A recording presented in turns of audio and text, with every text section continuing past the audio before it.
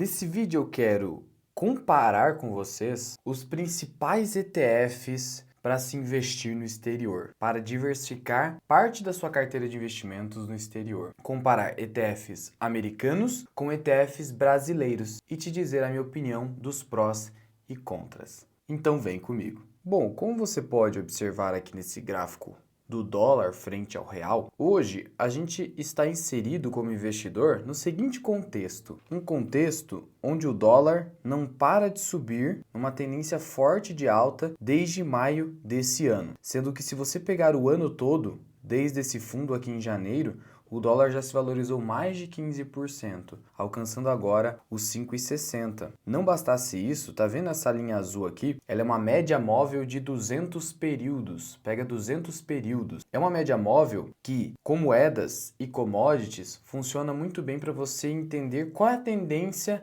de uma commodity ou de uma moeda. E aqui fica muito claro que a tendência do dólar nesse momento é muito forte de alta por ter rompido essa média móvel de 200 períodos. E se você observar aqui em momentos anteriores, você só vai encontrar um padrão como esse aqui em 2012. E quando isso aconteceu, o que a gente teve aqui com o dólar frente ao real? Se valorizando até bem acima da média móvel, só voltando a encostar aqui novamente em 2018 e agora novamente entre os anos de 2023 e 2024. Então, no mínimo, fica bastante claro para o investidor, para qualquer pessoa, na verdade, que o dólar está com uma tendência muito forte de alta, ou seja, desvalorizando o real. E qual a preocupação então? Bom, eu entendo que a Bolsa Brasileira está descontada, eu entendo que há uma oportunidade de comprar ações brasileiras, mas pensando também num pedaço da minha carteira que precisa estar ou descorrelacionado ou com correlação negativa, indo em outra direção em relação à moeda brasileira e aos investimentos no Brasil nesse momento, quais seriam as melhores opções então para se investir no exterior? Por isso o tema ETF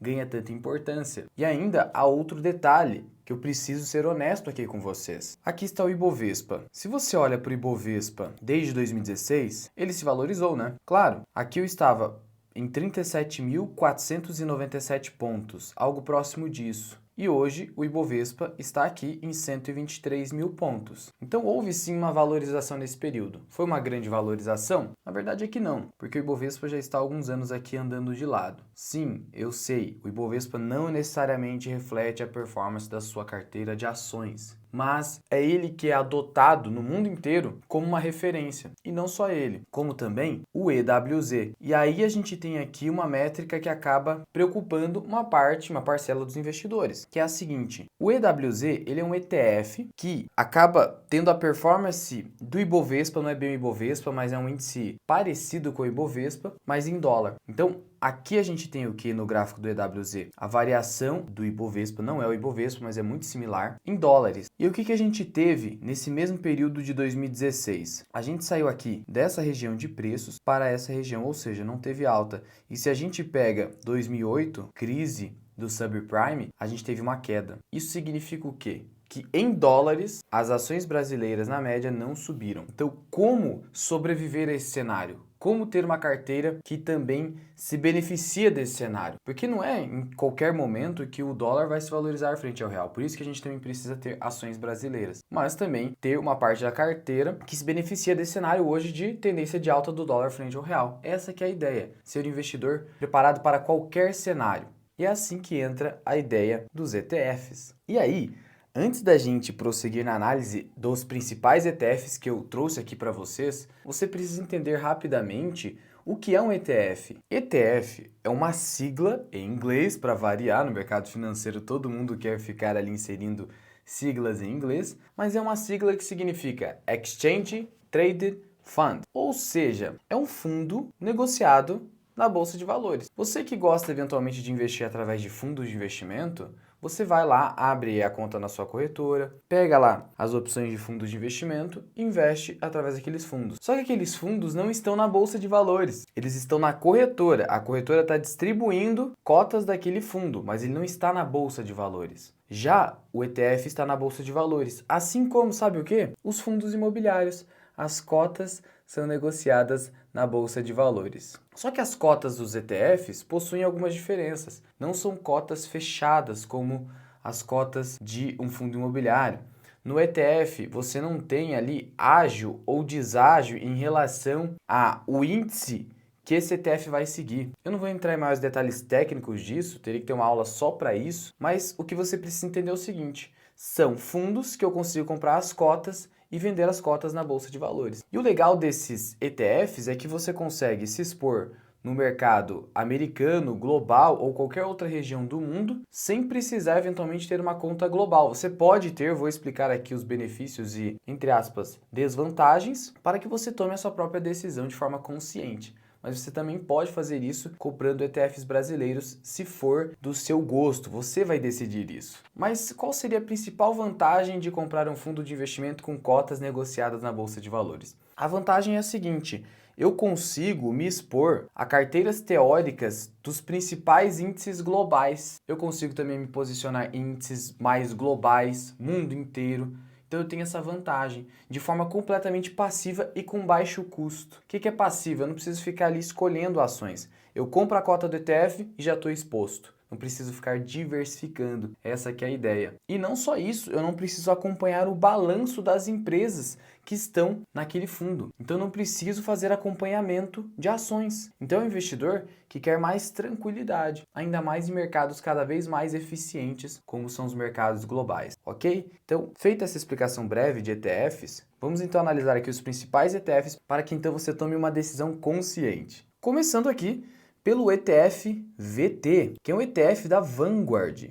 A Vanguard é a principal gestora do mundo, junto com a BlackRock. A Vanguard ela é bem mais focada em ETFs, ela é referência em ETFs. E existe esse ETF aqui, o VT, que o nome dele é bastante sugestivo. Total World Stock. O que é isso? Eu tenho exposição ao mundo inteiro comprando só o VT. Olha só que coisa interessante. Eu consigo ter exposição ao Japão, à China, Brasil, o mundo inteiro, comprando apenas um fundo. Olha só a facilidade disso aqui. Por isso que vem fazendo tanto sucesso no mundo. E agora o Brasil também vem cada vez mais incorporando essa ideia de ETF. É um ETF que paga um dividendo muito próximo da média do mercado americano, entre 2 a 3% de dividend yield.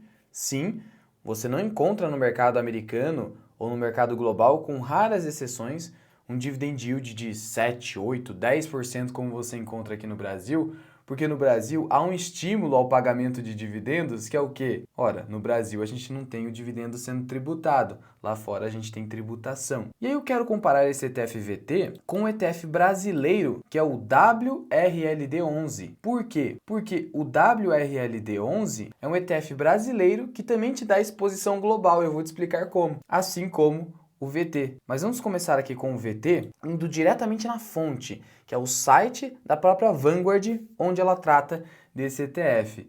E a primeira informação importante quando a gente está olhando para ETF é olhar para o seu custo. Sabe por quê? Porque o pai dos ETFs, que é o cara que fundou a Vanguard, é o John Bogle. Ele criou um livro chamado O Investidor de Bom Senso, que foi elogiado pelo próprio Warren Buffett. E nesse livro ele demonstra muito bem algo que é super importante: como os custos de negociação dos mais diversos fundos de investimento atrapalham o desempenho, a performance, a rentabilidade que os investidores obtêm naquele fundo. Porque as altas taxas de administração e performance, no geral, fazem com que o investidor tenha uma performance até abaixo dos índices globais, como por exemplo o SP500. Olha só que doideira! Você investe no fundo de investimento, confia num gestor, mas acaba perdendo em sua maioria. Então, por isso a necessidade de você ter custo mais baixo. E como disse o John Bogle, com sabedoria, é melhor você, ao invés de ficar procurando uma agulha no palheiro, que essa seria a tarefa do investidor e até do gestor de investimento, é melhor você comprar o palheiro inteiro, pegar o palheiro inteiro e trazer para o seu bolso, para sua carteira. E essa que é a ideia do ETF, por isso que ganhou tanta atração ao longo do tempo. E o VT é muito famoso nesse sentido. E olha só aqui, a taxa de administração desse ETF é de 0,07% ao ano. Eu não estou falando 0,7, estou falando 0,07, ou seja, é menos que 0,10% no ano.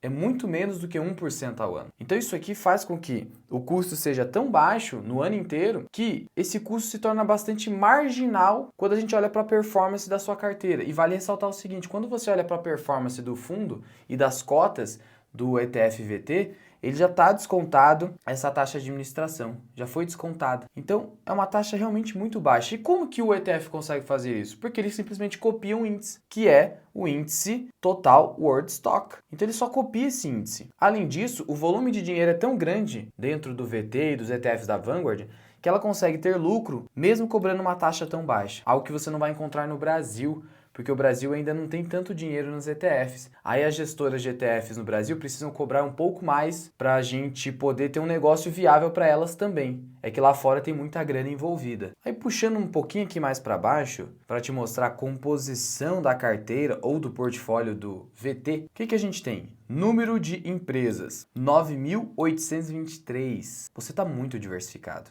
Demais. Não, olha só. Você tem quase 10 mil empresas comprando cotas de um ETF, apenas um. Aqui você tem outro indicador interessante, que é o P dividido pelo E, é a relação preço-lucro das empresas que estão dentro do ETF. E aqui você vê que é de 20 vezes. Hoje o SP500 está em 28 vezes, então está mais barato que o SP500. Só mostrando que o SP500 está bem carinho. Aproveitando esse tema, eu vou trazer nesse vídeo também ao final se vale a pena calcular preço-teto de ETF. Então fica comigo até o final do vídeo para você entender o racional de calcular ou não preço-teto de ETF. E aí mais uma informação importante para vocês aqui sobre o ETF VT é que ele está espalhado pelo mundo de uma maneira completamente neutra. O que é isso?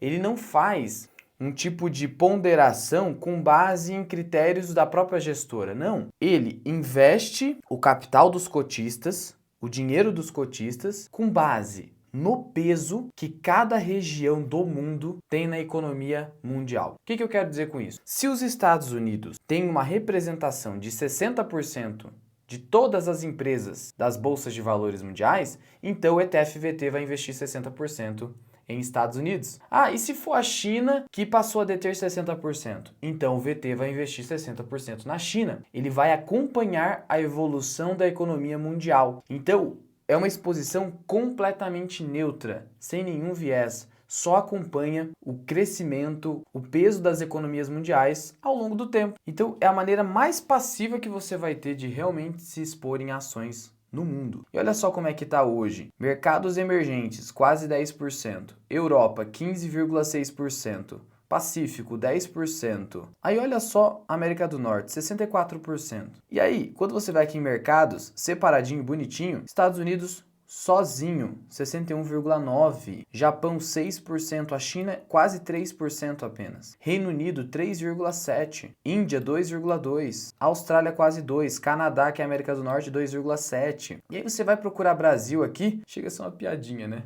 Mas o Brasil é 0,5% do mundo. 0,5% do mundo, não é nem 1%. O Brasil está abaixo de Espanha e está abaixo aqui de Coreia. Então, olha, o Brasil é complicado. Então, ele tem uma exposição muito pequena no mundo. E é assim que funciona o VT. E aí a gente tem o WRLD11, que ele faz algo muito similar ao VT. Na verdade, ele é uma cópia do VT. Como assim uma cópia, Luan? Quando a gente vai aqui no site da gestora do WRLD11, que é a Investo, olha o que ela fala. O ETF que replica o Vanguard Total World Stock. O que ele faz então? Ele copia o VT. Você está duvidando? Olha quando eu clico aqui em composição da carteira. Olha o que ele traz pra gente. Composição da carteira do WRLD. O que a gente tem aqui? VT, 100%.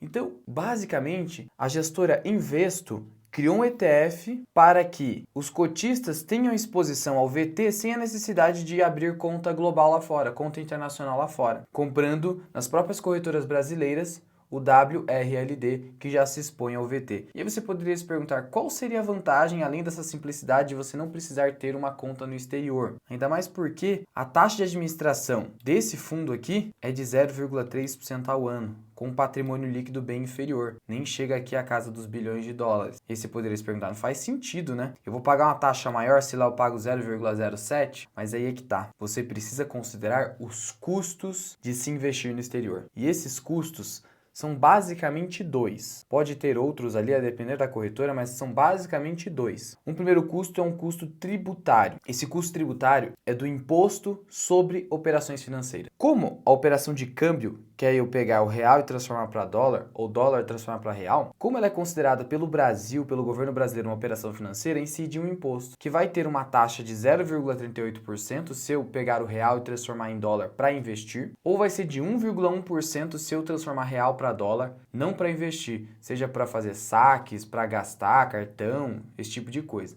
Então aqui, como é para investir, é 0,38. Então só esse custo de 0,38 já é maior que a taxa de administração que você vai ter de cobrança anual ao investir num ETF brasileiro. Só que, claro, eu tenho que pegar o 0,38 e somar com 0,07, porque basicamente o ETF da Investo, o WRLD, ele está comprando cotas do VT. Então, na verdade, meu custo aqui é de 0,37. Né, somado ao 0,07 já das cotas do VT. Mesmo assim, a gente tem um custo inferior ao IOF. Claro, o IOF a gente só paga quando faz a conversão cambial. Né? Então, por exemplo, esse custo aqui que eu vou ter é anual, tanto do VT quanto do WRLD. Se eu não ficar fazendo mais aportes ao longo do tempo, se eu fizer só um aporte, eu só vou ter um custo de IOF. Mas a verdade é que a maioria dos investidores está fazendo aporte mensal, semestral, seja qual for o período que você aporta. Por isso que acaba sendo mais barato você investir nesse tipo de ETF brasileiro que replica um ETF americano. E não só isso, você tem a taxa de câmbio. Por mais que a taxa de câmbio hoje tenha caído bastante, ela gira em algo em torno ali de 0,8% a 1% ou até um pouco mais, dependendo da corretora. Então, fica bastante claro que o custo de se investir em um ETF brasileiro ele é mais barato. Mas claro, existe um outro custo que existe com ETFs brasileiros que poucos falam, que é o seguinte. Quando a gente vai aqui no WRLD11, tá vendo o dividend yield? Tá zerado, enquanto que no VT o dividend yield é de 2,54%. Então o que acaba acontecendo na prática? O que acaba acontecendo é que os ETFs americanos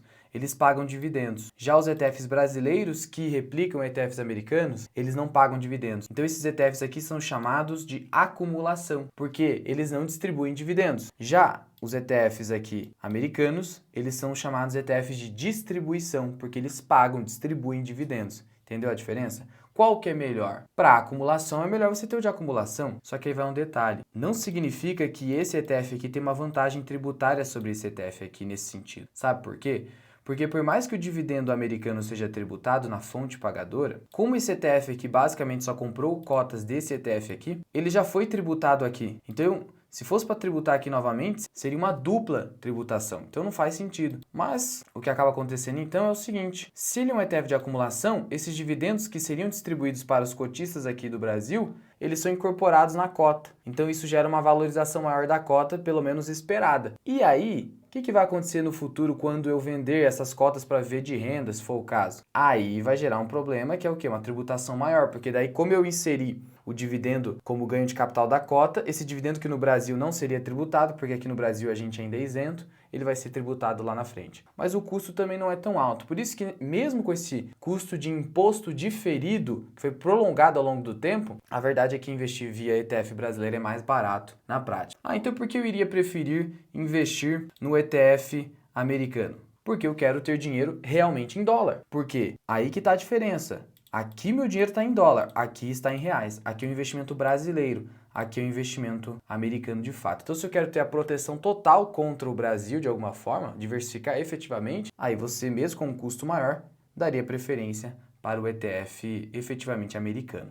Mas em termos de custos, de fato, o Brasil acaba sendo mais interessante. Até em relação ao ganho de capital das cotas. Se eu vender qualquer um desses ETFs hoje com ganho de capital, eu vou pagar 15% de imposto sem nenhuma isenção. Não tem isenção nenhuma. Então nessa parte ficou até equiparado. Por isso fica claro que a vantagem tributária hoje é basicamente igual para as duas classes de ativos.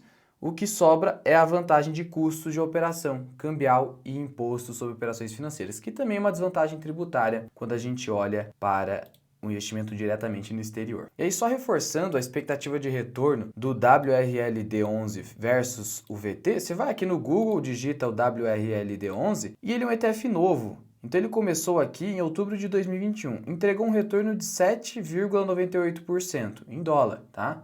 Em dólar. Agora vamos pegar o VT. O VT aqui, outubro, né? Vamos puxar aqui qual foi o retorno que ele deu? 5,19. Ele deu 2% a menos. Por quê? Cara, olha o 2% aqui no dividend yield. Tá aqui. Então isso aqui acabou entrando nas cotas do WRLD, por isso que ele subiu mais. E aí eu vou pagar um imposto no futuro, um imposto diferido. Entendeu agora a lógica? Mas fala a verdade, esse vídeo até agora já te ajudou. Então clica aqui embaixo no botão de gostei e compartilha com os seus amigos. E aí agora a gente entra na esfera do IVV e do IVVB11. Ali a gente falou de uma exposição global e neutra. Aqui é uma exposição a Estados Unidos. E realmente, nos últimos anos, investir nos Estados Unidos tem sido muito rentável. E aí nós temos essa dúvida do brasileiro entre o IVV e o IVVB11. O que é o IVV? ETF americano que distribui dividendo. IVVB11 não distribui. Então você já entendeu a diferença de ETF de distribuição e de acumulação. E aí quando você olha para o IVV, que é um ETF da iShares, que é uma divisão da BlackRock, taxa de administração 0,03, até mais baixa do que o 0,07 lá do VT. E basicamente se expõe o SP500.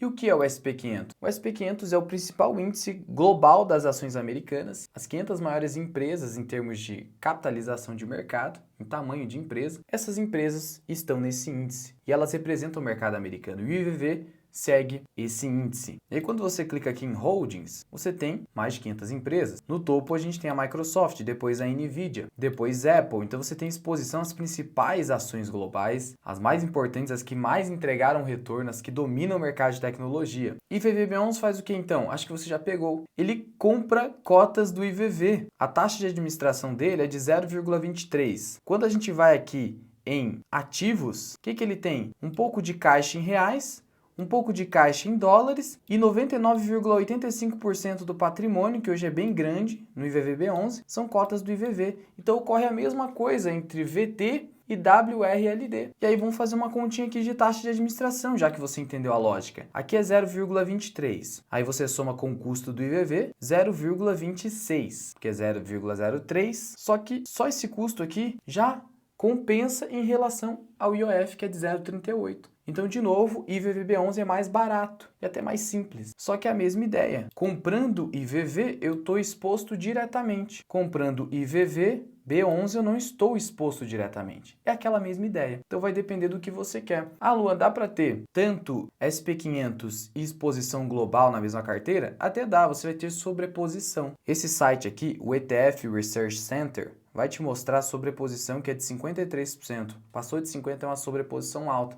Por que tem uma sobreposição tão alta, ou seja, uma repetição de ativos? Porque eu mostrei para vocês que os Estados Unidos representam 62% praticamente do VT. Então é óbvio que você vai ter repetição de empresas comprando tanto o VT quanto o IVV. Então você até pode ter, mas você vai estar ali com uma certa sobreposição, repetição. O que você pode pensar é o seguinte, mas pelo menos eu estou diversificando em gestoras, né? Eu vou ter aqui de um lado o ETF da BlackRock, a iShares, e aqui do outro lado da Vanguard. Nesse sentido, pelo menos para diversificar em gestoras pode até ser, mas afora isso, até que não faz tanto sentido. E aí quando a gente compara aqui a performance dos últimos 10 anos, que você consegue comparar aqui no Investidor 10, entre IVV e IVVB11, o que a gente tem? IVV perdeu. Claro, né? O IVV distribuiu dividendo, mas mesmo assim, mais de 600% em 10 anos. Se a gente pega o IDIV não chegou nem a 160%. Por quê? Porque vai aqui outra dica para você. Quando você tem a variação do dólar frente ao real, mais a própria performance da Bolsa Americana, que é o IVV, não é uma simples conta de soma, adição.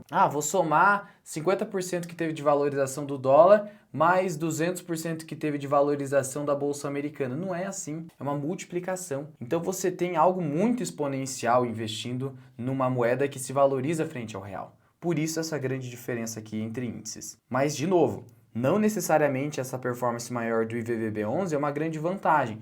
Porque, como eu disse, como é um ETF de acumulação, isso se reflete nas cotas e quando você for vender, você vai pagar imposto sobre um dividendo que seria isento no Brasil. Mas aí é que tá, é um ETF de acumulação, serve mais para acumular patrimônio mesmo. Lembrando que ETF no Brasil não tem aquela isenção de R$20 mil no único mês, como nas ações. Então fica ciente disso também. E ainda existe outra dúvida em relação ao ETF SPXB11, que é um ETF gerido pelo BTG. É um ETF brasileiro de acumulação, é um ETF recente. E a dúvida é, vale a pena pegar o SPXB11 ou o IVVB11? Que são muito parecidos. Quer ver como? Aqui no site do BTG, na parte do ETF SPXB11, a gente vê que a taxa de administração é mais baixa, 0,20, contra o 0,23 do IVVB11. Então fica essa dúvida, vou pegar o do BTG, mas não é bem assim. O do BTG, o que ele tem no portfólio? Você clica em composição e ele tem o quê?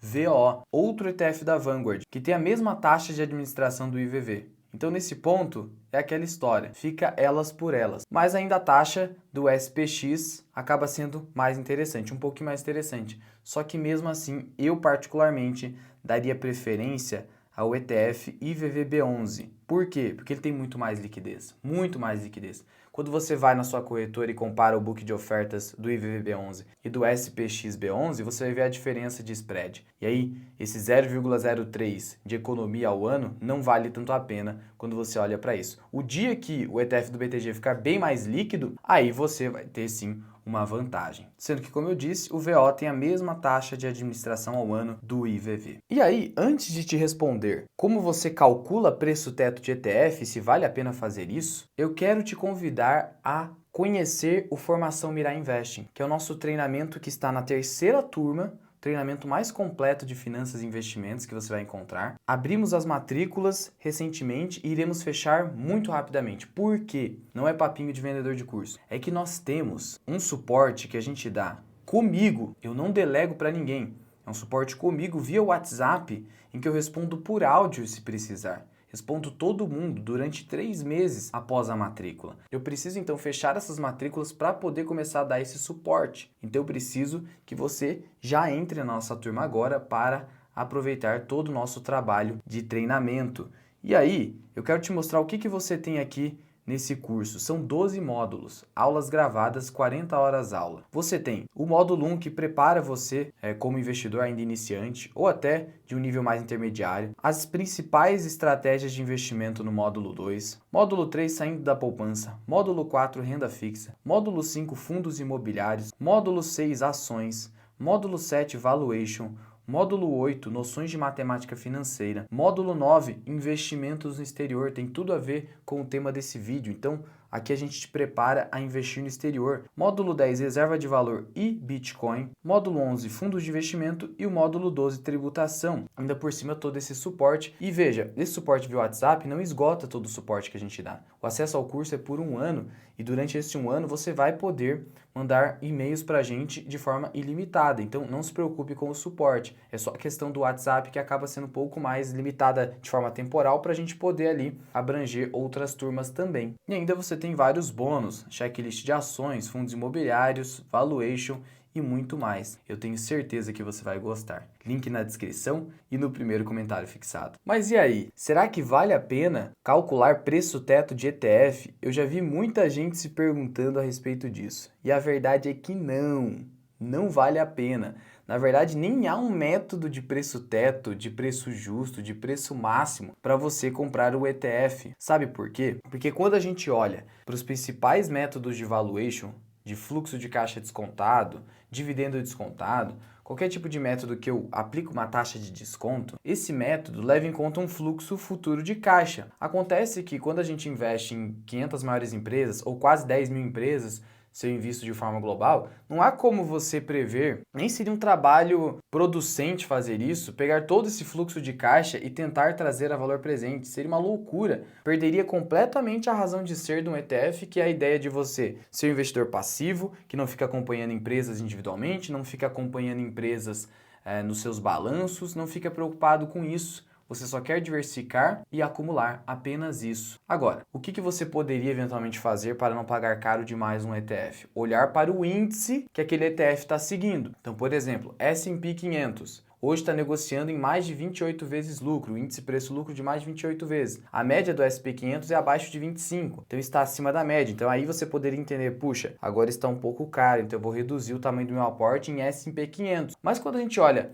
para a alocação global mesmo, o VT, não tem nem razão de ser você ficar olhando para índice preço-lucro, porque é global, né? Eu estou exposto ao mundo inteiro. Então só faz sentido ainda olhar para índice preço-lucro para analisar a quantidade do meu aporte quando eu estou olhando para índices locais. Agora, índice global nem vale a pena. E a verdade é que quando eu sigo pela estratégia do Dollar Cost Averaging, nem faz muito sentido também olhar muito para preço-lucro se a minha intenção é acumular patrimônio ao longo do tempo. A verdade é que o que mais vai importar na prática é você olhar para o seu asset allocation, ou seja, o percentual que eu destino para aquela classe de ativo, ETF americano, por exemplo. Eu vou ter no máximo 30%. Agora, nesse momento na minha carteira, eu vi que teve uma queda, caiu para 25%.